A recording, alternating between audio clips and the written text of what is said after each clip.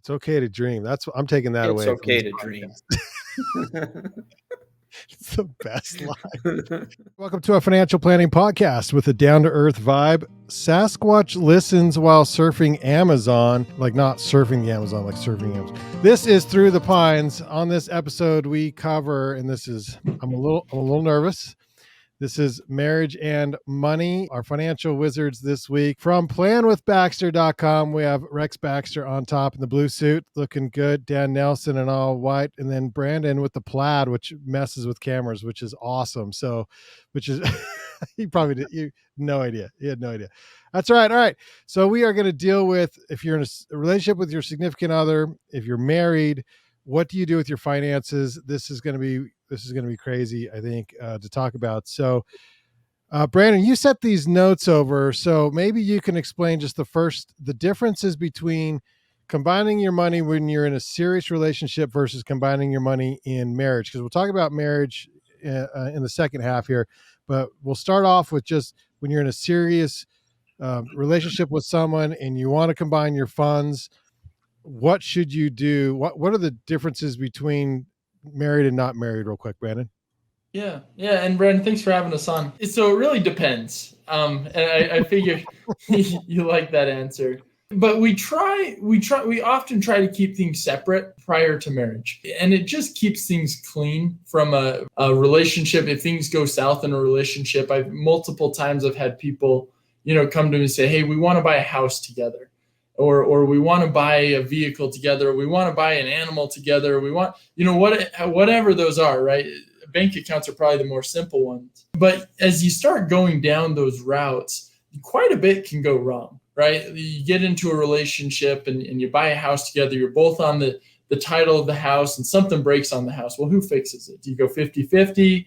And then obviously equity builds up, and then maybe the relationship doesn't end up working out. One person wants to move out. Now all of a sudden, how do you buy that other person out of their equity ownership in the house? Do you take out another loan? And so it can cause quite a few issues. And so typically our recommendation is try to keep things separate, right? You can work them out kind of on the back end, but legally keep ownership separate until there's a marriage in place. Now, we have a lot of clients that aren't married and have lived together for years, right? And by all means are functioning as a married couple. And so that becomes a little bit different, right? And in my mind, and Rex and Dan, I'd love, chime in here if you feel differently. But in my mind, it really comes down to responsibility. And if one of the spouses or one of the partners that aren't married were to pass away, is that going to put financial hardship on the other one because of kids or because of other, financial obligations? And at that point, it starts to there's more gray area, and we have to start combining finances. Rex, do you have different thoughts on this? No, my thoughts are fairly similar. That before you're married, typically we keep them separate. A lot of people say, well, what does a little piece of paper do for you? And there's legal implications for one. There are legal implications, right? That if you're married and somebody passes, then and you don't have a will or a trust, then the assets go to your spouse. And if they don't, then they go to your parents or your family and things like that. So there are legal implications as well on the titling. But it, just like Brandon said, just makes it very complicated and can be an enormous pain to unwind if you're not married. I mean, it's like a divorce, but without any of the legal documents in place. And so then it's he said, she said all the way through. And that just makes it a nightmare. And so, very rarely do we recommend combining things before marriage. And there's even some situations where after marriage, there's certain assets that we try and keep separate. So, So it's an interesting debate, but we are probably all in the same camp. I think, Dan, aren't you in the same camp? Keep it separate. Totally agree, everybody. It's really difficult to divide a dog in half, and and to divide a car in half, and a couch, and especially a house. And might be they both want the house. They don't want the equity. They want the house. So, or neither one of them want the house, and you can sell it. But if they both want it, it's a problem. So I agree with everything that's been said. Totally. Sounds good. Should mention we did get a new Facebook page, and we also got a new Instagram page, so you can keep up with us on Facebook. Search Through the Pines, and on Instagram it's Pines_podcast. So like us, follow us, and you can keep up with all the things we're doing here at Through the Pines and the podcast. You can catch our lives as well. So I think Brandon, you had some information on debt and what to do. So current debt versus like, how when you start paying that off. Now you want to talk about this from being being married or still not being married yet? Yeah. I was thinking we followed this through, right? Pre-marriage, right? And the dating relationship, serious relationship, married, and then, maybe we stop there, but maybe we don't and go to second and third marriages, right? And kind of how financial lives morph and change throughout that. I like it. So we meet someone, we like them, and we both have debt. What do we do? Right. Which is very common, right? And so I think you run. No, I'm just kidding. I'm just trying to keep going, Brandon. What if they're really nice, Rex? Oh no, it cracks me up because Brad, this is important, Brandon, because like, this is a question that like Rex when dating would like, do you have debt? All right, next. Do you have next? And then he wouldn't find anyone. Because everyone has debt. Yeah. So I don't know that this is the first question you ask. This is not like a dating advice podcast. There's probably a lot better ones out there than us. But once you really got them hooked on, they really like you. You're like, wow, this could turn into marriage. We're thinking about that. It's probably a really good time and a really good idea to start talking about finances. Yeah. As you know, finance is one of the main reasons people get divorced. Yeah. Is because people aren't seeing eye to eye, and they have those in differences of opinion. And so, while you're dating and before you're fully committed, sometimes it's best to know what you're marrying. And so that's one of those big ones, and if I were single and dating and going through those steps, I think it would be healthy for debt to ask, how much debt do you have? How much debt do I have? Where is that debt? That's what are your really feelings? Fun Saturday night, let me tell you.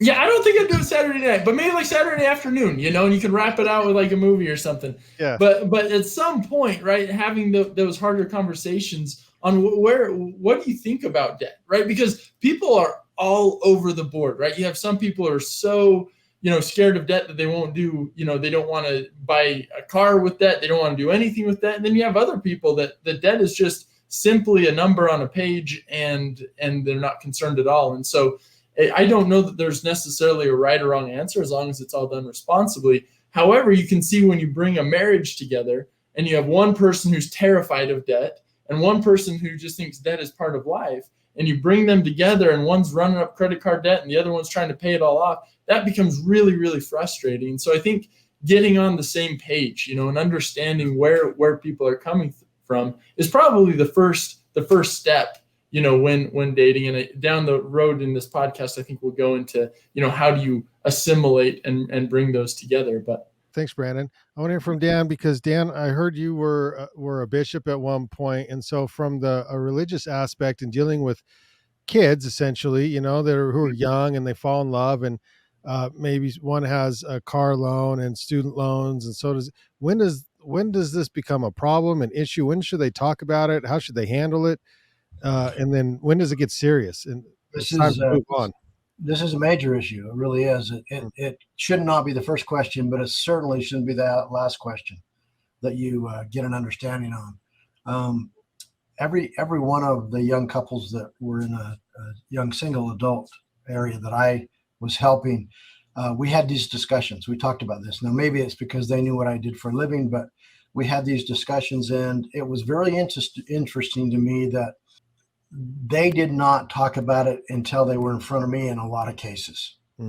And it becomes very uncomfortable when you find out that he has 8 credit cards, that are maxed out, or that she has a loan on her car that is worth that is much higher than the value of the car, and various sources of that. So it's very important to have the conversation, to understand it, and to talk about how you budget your money, because it is a major problem in marriages. Well, I know Rex's threshold 0. Dan, what's your threshold if someone has a lot of debt and has, does that destroy relationships before they get married? No, I don't think it destroys a relationship. Hopefully that it's not the payday loans. It's not the on the corner loans. It's not the 28% stuff. Hopefully it's not a lot of credit cards.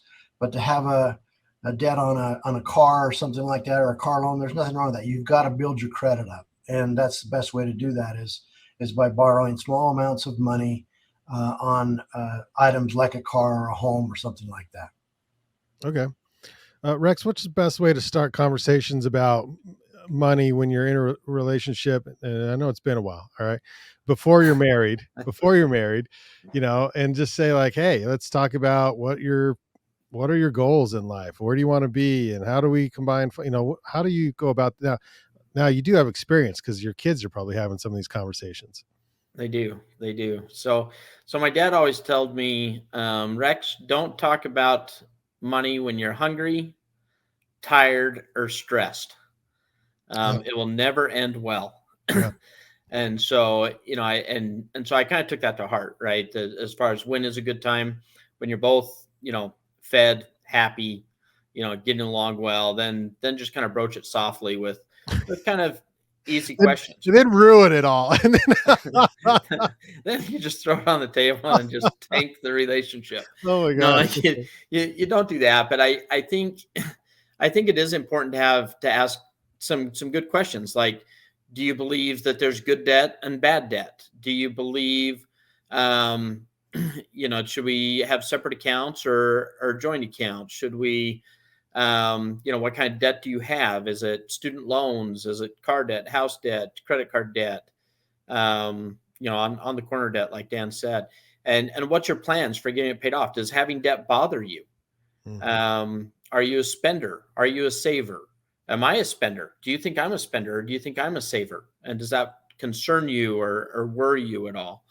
But I think there's a lot of those questions that need to be had during those dating years. Essentially a quarter of all marriages that end up in divorce are due to money. I think that was just a recent study done this year. And in addition to that, there's a divorce every 30 seconds in this country. And so that's a lot of divorces, and a lot of it due to money, because people just don't communicate and don't know how to communicate about money. And I don't think there's any secret about it. I think it's just having open, honest dialogue. It's okay to talk about your dreams, and it's okay to spend money. It's okay to take on certain debts for certain reasons, as long as you're on the same page and you've communicated about how you're going to handle it and how you're going to deal with it, and kind of what your goals are. Yeah. Every 30 seconds. That's a lot of divorce attorneys. Yeah. Brandon, what were you going to say? I'd say in addition to debt, though, you've also got, how do you spend your fun money, right? What are the things you want to spend money on? Is it vacationing? Is it on toys? How much? How is that allocated, right? Are you more of a systematic spender, or is it just once in a while a big thing? And again, I think same with debt, right? There's not necessarily a wrong or right answer, but I think having that understanding and practicing that open dialogue in the dating years can kind of set you up for a good marriage down the road. Well, I'm assuming if these conversations are hard in the beginning of a relationship, it's not going to get easier once you're married, because it should be fairly easy early on. But okay, so as we move through the process here, Brandon, we're dating, and we're talking about our kids and careers, and everything works together, and now we want to get married.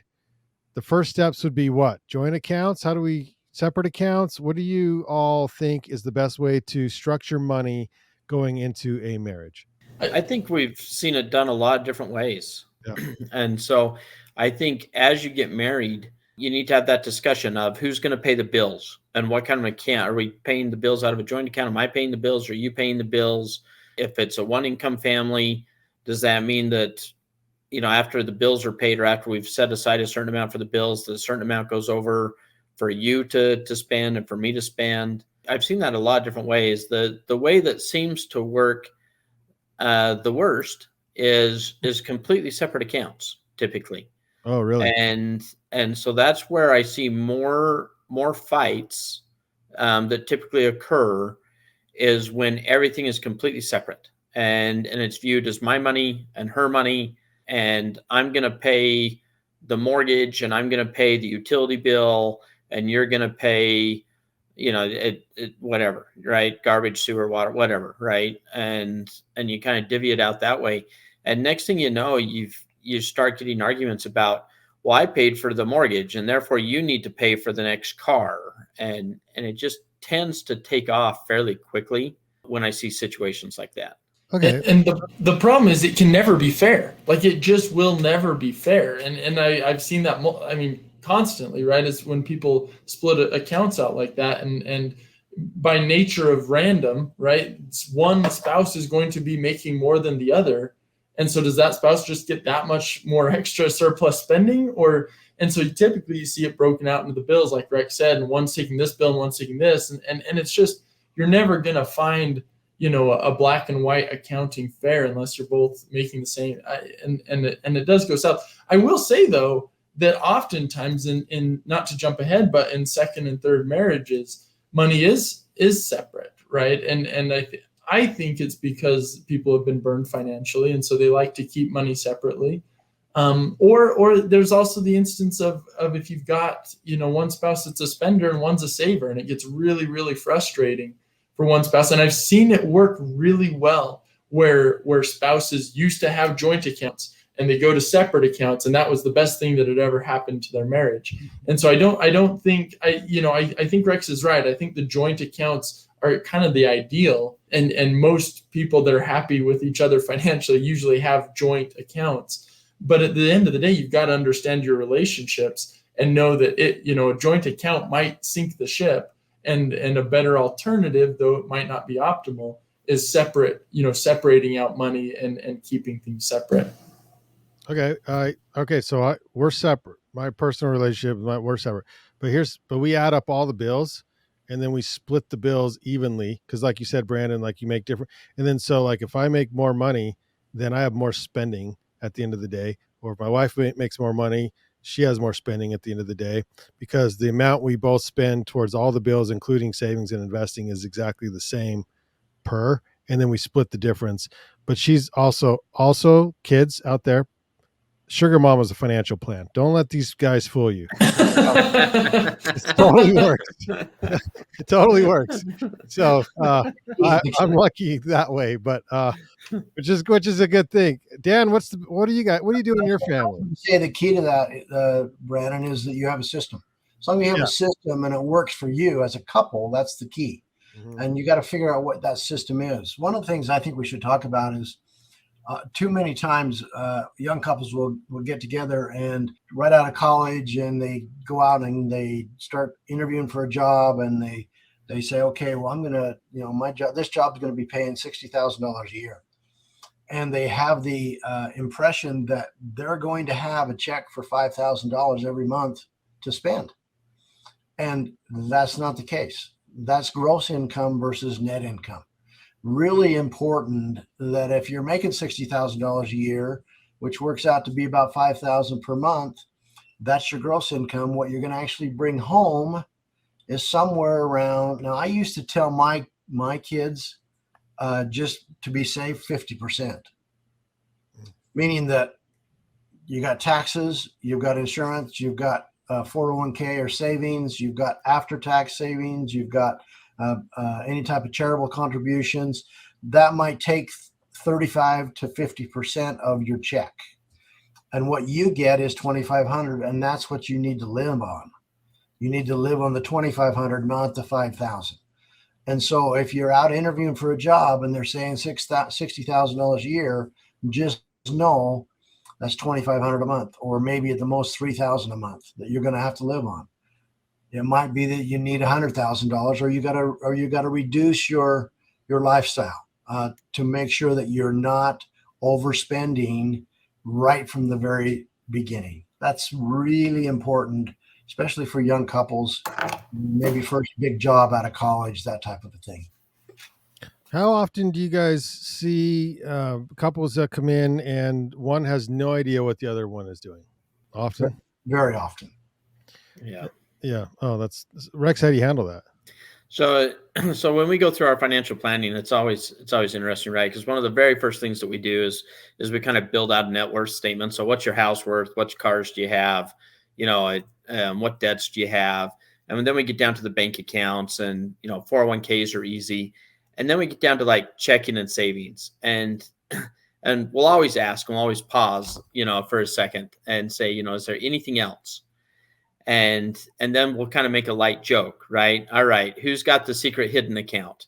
Yeah. Right. and This is and not a light joke in some instances, I'm sure. Yeah. most of the time it's not, right? I mean, most of the time it's like, oh yeah, I've got this $3,000 stuck over here, or some amount, right? Whatever Yeah. the amount is. And I've had a lot he of needs couples to do it. leave. I've had he needs to leave the room before we talk about this. Yeah. Do they come clean? Sometimes, not all the time. Okay.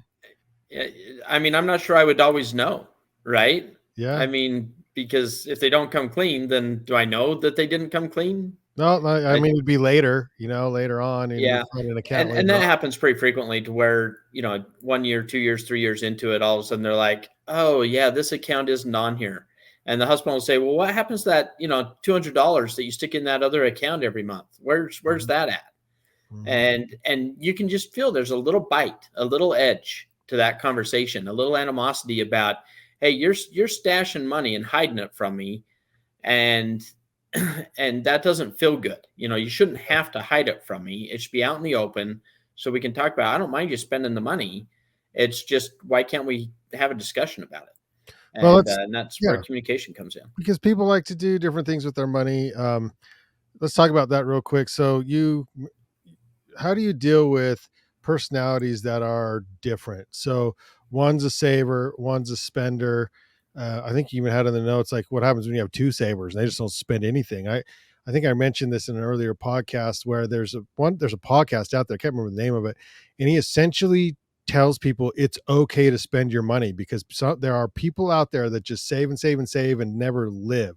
So how do you deal with people who are married and they have completely different views on money, and you're meeting with them for the first time? So generally, we have that discussion about, are you a saver or spender? And when we find that they are opposites, then we have the discussion about, how do you budget? How do you balance that out? How do you communicate about that? And how's it working for you? And and so sometimes we kind of get into a little bit of a counseling mode, about different ways to discuss it and communicate about it. And that's on the planning side. Of what's kind of nice, as far as the way we do budgeting, is we kind of do it backwards, right? That we look at what debts we're paying, then we look at what monies that we need to be saved, and then everything after that can kind of be spent. And so if you have a spender, then they kind of have permission to go and spend part of what's left there and not feel guilty about it. And so actually can be kind of liberating to a spender, because they felt guilty all these years about going out and spending a certain amount. And now all of a sudden they can, within reason, and just not go overboard and feel okay about it. Mm-hmm. But it is tricky, because too often we see that, one person in the relationship, is not only a spender but an extreme spender, and goes overboard and kind of torpedoes the financial health of the relationship, because they either haven't been taught about money, they haven't respected it, or they're using it to make up for other things in their life. And Yeah. so those are difficult discussions. Have you come across the whole, like, I just can't spend, I save everything? Both couples are just savers, and their car's 30 years old and their house is 50 years old, and they're not spending anything ever. Yeah. Yeah. We have some. We had one couple that we work with that, they don't have any kids, and they're both savers, and he wanted to retire when he was in his mid-50s. And he did that, and he kind of got bored. And so he went back and started a job, and she still works too. And it's been 12 years now. and she feels like she can't quit because she's covering their health insurance. Well, my gosh, they have plenty to cover, health insurance, anything else that they want to cover. I mean, they could hire their own personal doctor to travel with them if they wanted. And so, I mean, it's just not an issue.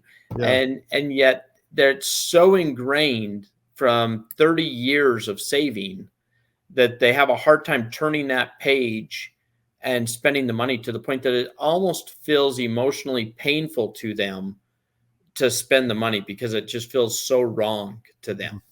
And so that's, on the other side of the coin, we try and say, look, there is a balance, and, whether you're on one side of the balance or the other, we try to get you kind of in the middle of that balance. So, yeah. Brandon, what about two spenders, Well, yeah, and I was going to say, it doesn't seem like it's usually very logical, the saving versus spending mentality. It's more of like a gut deep, either driven by fear or driven by, fun, or whatever it is. And so the solution, the antidote, seems to be financial planning, right? Is establishing a plan. Because what if you've got two savers that all they do is spend or save, and they build up all this money and never do anything with it? That's like one of the most sad financial, and I've seen them multiple times, right? Like, where you come across that person who's built up literally millions and millions of dollars and live, like you said, with old cars, old house, and they die and it does nothing, versus people who just spend and live with the stress their entire life of, I'm never going to have enough for retirement. And then you got the spender and the saver that just are constantly fighting and butting heads, because one feels like they have to save, one just wants to spend, and there's that disconnect. And so the financial planning is the solution, because in all three of those scenarios, if you got two savers, a good financial plan will show them, will go around their scenario and say, we don't need to. If you want to save, great, but all saving is doing is increasing your future lifestyle up to here, which is way more than you're currently living on, right? And so maybe we repurpose that to charity or to kids or to increasing your lifestyle. In the scenario where you have two spenders, a financial plan helps them put things in perspective and say, all right, we've got to set parameters and set automatic savings that it's going to get us to where we can long-term sustain. And then finally, if you've got the spender and the saver together, a financial plan helps set goals, right? It helps them understand, if we can just do these things, then we're going to be all right for retirement. So the saver's happy. But then it also helps liberate the spender, knowing that this is the allotment, right? This is what we can spend and still be okay. And just brings that unity to a marriage, no matter what the scenario is. Ultimately, I think it just comes down to conscious decision-making that really helps build that. Not always easy though, Brandon. Conscious decision. It's a lot easier than you think, though. Yeah. It's a financial plan, right? These are numbers. These are black and white numbers. I can help you understand what your budget's at, and then we can project that into the future, and we can come down. Right now, implementing it, sure, there can be some pain points, but you'd be amazed at how it's not as painful as you'd think to put these things together, right? And even if we have to implement it over a couple of years to get to where we're at, even just the process of moving in the right direction just feels so good for people. Yeah. So if you're in pain, visit planwithbaxter.com and get rid of the pain, make the pain go away. Brandon, we want to get to some facts, more numbers here, but I want to ask Dan real quick.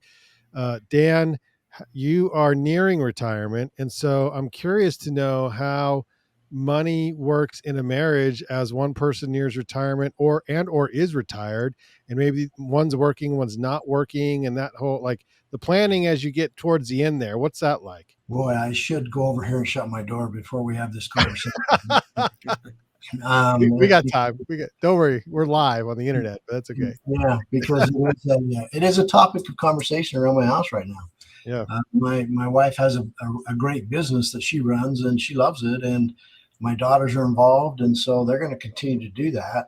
I've done this business 42 years, and I'm ready to be done pretty well and move and do other things in my life. And so because I've been in this business and I am a little bit of a saver, I do enjoy nice things, but we're fine financially. But the question is, what do you do with your time? and how do you go into retirement where maybe one is going to be retired and the other is not? You still have to find activities and things that you can get involved with, whether it's volunteering or whatever it might be, to fill your day and to make sure you're still adding value to society as opposed to sucking it out of society. Yeah. And so that's something that we have a constant, we're constantly talking about around my home right now, frankly. Well, and the dynamic between somebody working and not working, and I mean, especially if you've both worked. Now, if one is never worked the whole relationship, then it's not a big deal. But if one's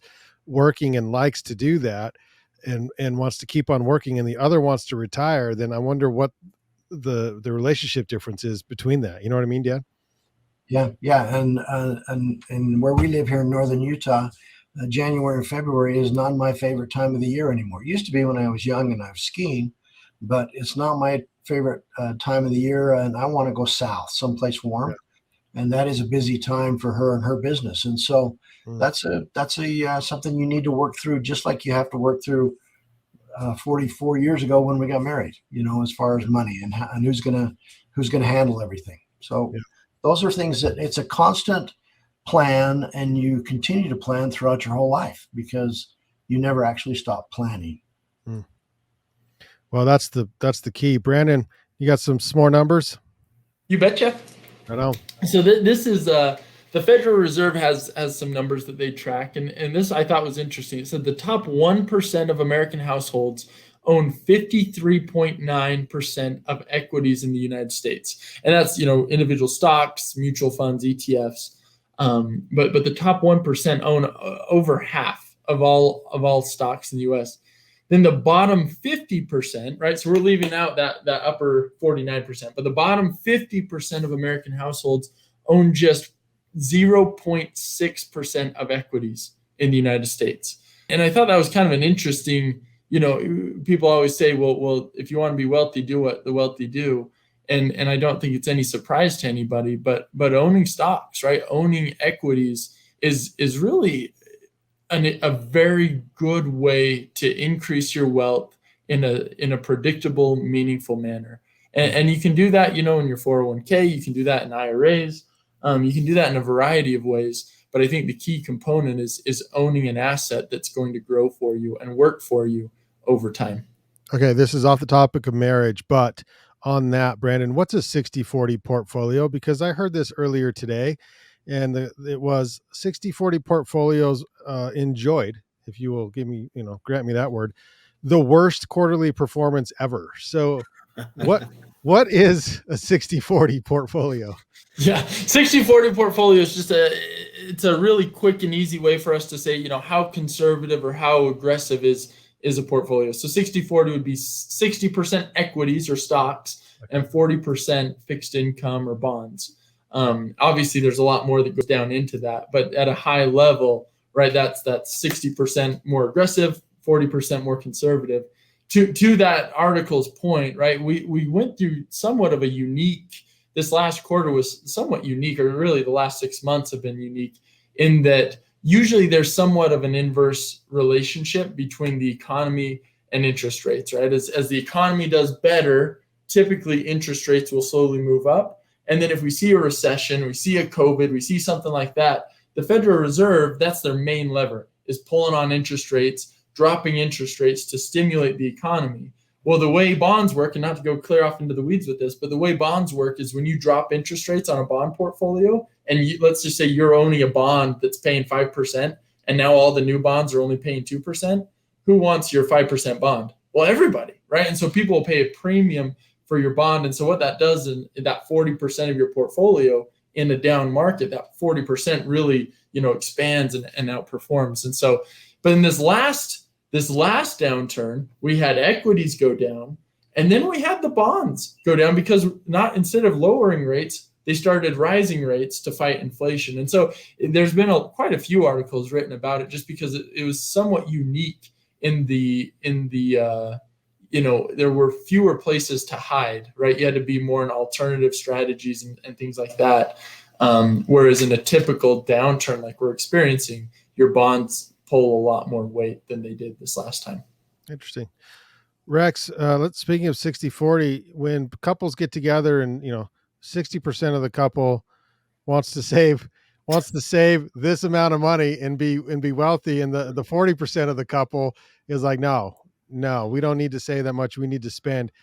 What, how much of that is financial planning, and how much of that is you putting on your um I don't know, human relationship psychological hat and just trying to get these two on the same page?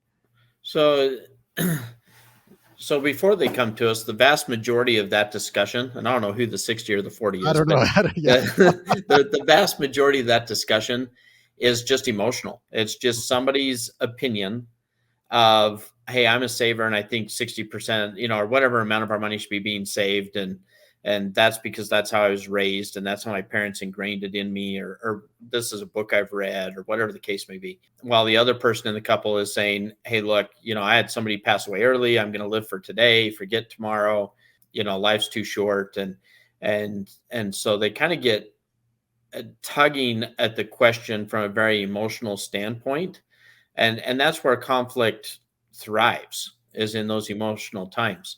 And so when they come to us and we're talking about, how much should they be saving? What are they saving? And we actually dig it out of them a little bit as far as, what do they think should be happening? Then like Brandon said earlier, right? The numbers are pretty black and white, right? If you want to live on X for the rest of your life, then we need to be saving a certain amount and growing at a certain rate and working for a certain amount of time. There's only so many levers that we can pull on in order to affect that change. And so you can work longer or shorter, you can save more or spend more, you can live on more or live on less, or you can be more aggressive or more conservative. But when you boil it down, those are kind of the levers, kind of the variables that you have control of. And so that's the balance of, if we get used to living a certain way today, and then all of a sudden we have to cut that in half when you turn 60 or 65 or 70 or whatever that retirement age, is that going to be okay to you? And typically the spender will say, well, I'll be gone before then. And the saver will say, no, that's not okay with me. And so you kind of have to look at, what is the longevity of the family, and what does that look like, and how long, should we be planning for, and kind of dig out that emotional response of, are you really okay if all of a sudden, not only do you not get to go spend, but now we've got to sell the house and go live in a mobile home. And you're probably going to be pushing carts at Walmart or Target, in addition to that. And is that picture okay with you? And they kind of roll their eyes like, yeah, that would never really happen. But I assure you that happens. And so, it's those are tough discussions sometimes. So you mentioned how many people get a divorce because of money. How does using a financial planner, or how would using a financial planner perhaps prevent some of those, if not a lot of those, divorces? I think it can help, because it can provide a platform for communication, for them to air out, what their biases are, why they feel a certain way, and why they're such a strong saver, why they're such a strong spender. And it kind of can bring them into a middle ground of agreement as to, this is, what we're doing today isn't working, and it's causing, some extra fights and animosity and discord in the marriage. And so how do we fix that? And this is one of the ways that we can kind of work on that, is making sure that we do have common ground and common goals, and that we're transparent and open about talking about it. I think that's important. Yeah. Planwithbaxter.com if that is something that you need, perhaps, or you want to explore more of. What happens when people mature? They decide, what, I need to be married for a 19th time, maybe 7 times, 6. I saw an interview 19. on TV I saw, well, 8. I saw an interview. It was this lady from Utah, random, who had been married like 8 or 9 times, and she was on the news getting married again. And I'm like, what in the heck is she thinking? Anyway, so second and third marriages, you've been through some things, you've seen some things. Now you want probably more control over your money. Who wants to take this question? Like, how do you structure? How is it different from other marriage number one, I guess? Dan, what have you seen? I'm going to throw this at you, Dan. What have you seen over your career on multiple, second, third, fourth marriages? Usually when you get to the third marriage, there's a lot more separate accounts. There's a lot more agreement as you go into the marriage that I'm going to pay for the groceries this week. You're going to pay for them next week. I'm going to pay for the insurance on the truck. You're going to pay for the insurance on the car. Usually when you get to a second or a third marriage, for sure, a lot more, because they usually are mature. They've been around. They've had a lot of bad experiences and some good experiences, but usually bad experiences with money. So they're a little bit more prepared, and there usually is more communication before they get married about money. At least that's what I've noticed. Now, does it ever get easy? No, it doesn't. It's probably just as easy, maybe a little bit easier to get divorced from a third marriage than it is a first, because once you've done that, and you can see that this isn't getting any better, and it's because of money, usually they won't spend a lot of time to try and fix it, which is sad, because we could help. Financial planning could definitely help with any type of these types of situations. So, all right, what about prenups? When are they, when is it a good idea to have a prenup? That is a interesting subject, isn't it? Because is that a lack of trust question? I don't know. nobody really goes into a marriage thinking I'm going to get divorced. So it's really hard 4 days before the wedding to say, well, you need to sign this piece of paper. Yeah, I'm assuming it'd be before that. I've seen those conversations, and I've seen them where that marriage actually didn't take place 3 or 4 days later because of that conversation. But it was a good conversation to have in the situation that I was talking about. Usually it's really important if it's a second or third or fourth marriage. You should definitely have some type of a prenup. And it might be that the female has the most to lose here as far as financials concerned. And so she should definitely protect herself in that sense. Or vice versa. So it's a good idea in those situations, but not an easy subject to bring up. Just to define, probably I might anyway. Prenuptial agreement is what we're talking about, right? You go to an estate planner, you say, "Hey, draft up some documents that says if this marriage doesn't last, I keep everything that I brought to the marriage." And yeah. Anyway, thought I'd define that. So, Brandon, this is an interesting question you put on your notes here. What happens when a surviving spouse marries a much younger spouse late in retirement? What is this? Prenup. Yeah. Prenup. So it happens a lot where a spouse is getting older, they want someone to help take care of them, or they just are lonely, or they want and the difficulty comes where you have kids who will lose one spouse, right? And then they have kids will lose one parent, and they'll have a surviving parent. And then that parent goes and gets married and then passes away. And so now both their biological parents have now passed away, but the kids still don't have an inheritance, right? And then oftentimes the relationships, right, aren't as strong with the stepmother that came into the, late in the scene. And so then she, might take, with the way marital laws are, would take that money and live the rest of her retirement or his retirement, and then potentially pass that on to their beneficiaries. And so, again, not a right or wrong answer, but definitely one that should be explored, right? And I've seen it done a lot of different ways, as far as do you have a trust in place where when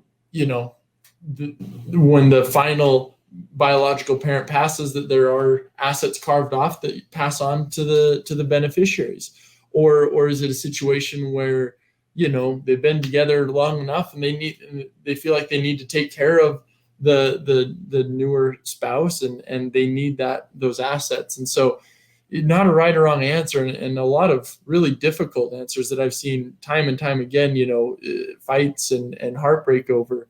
But I think it's a subject that absolutely should be talked about, hopefully before marriage, but if not, during marriage. How does this all play out, when you're both not together? Where do assets go? When do inheritances come into play, and who gets what? Another thing I want to cover before we close out this podcast is inheritance. And let's just say you are lucky enough to have a sugar mama. And so she makes all the money and, you don't make a whole lot. But let's say her parents pass and they have a lot of money coming in. And, the wife is the beneficiary, not the husband. So she would, I'm assuming, get the majority of that money. Does that cause strife in relationships? How is that best handled? Who wants to take that? Rex has to take this one. Yeah, I'll take that one. Well, Rex, you have some experience in this. If you're a professional podcaster and you have a sugar mama, and she's going to receive an inheritance, then this is great.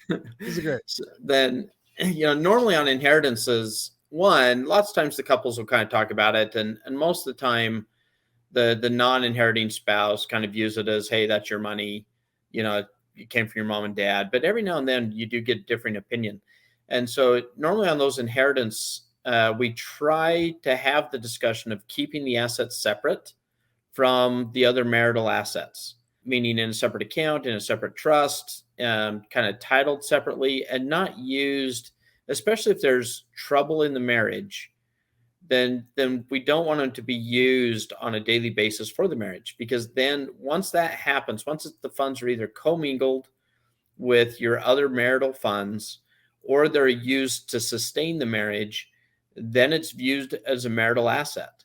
And then if you end up getting a divorce, then half of that inheritance, is typically subject to that divorce.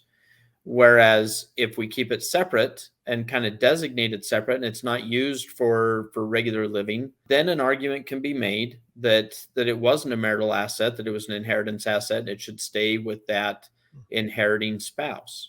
And so those are discussions that typically we have. We try and get a sense for where their marriage is at and try and have a very open dialogue with both people about the pros and cons of combining it and how you're going to receive it and how it's going to be titled and how it's going to be handled throughout the marriage. So it's a very unique dilemma depending upon the strength of the marriage and how it's going. And obviously you can't predict where the marriage is at 10 years from now versus today. That can obviously change. Yeah. So it is interesting. I just got to throw in there, the short answer though, Brandon, is you need to commingle that inheritance. Just kidding. Got you. Looking out for Brandon.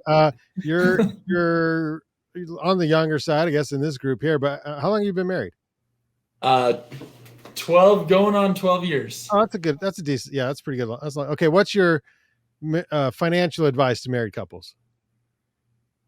I think communication. I truly think communication is everything, and coming together, understanding where people are at, because like has been said on this podcast, the frustration usually comes when there's miscommunication or lack of communication that's just kind of buried and just let to fester and to build, that spite. And so really open dialogue, open understanding where things are at, I think just helps so much.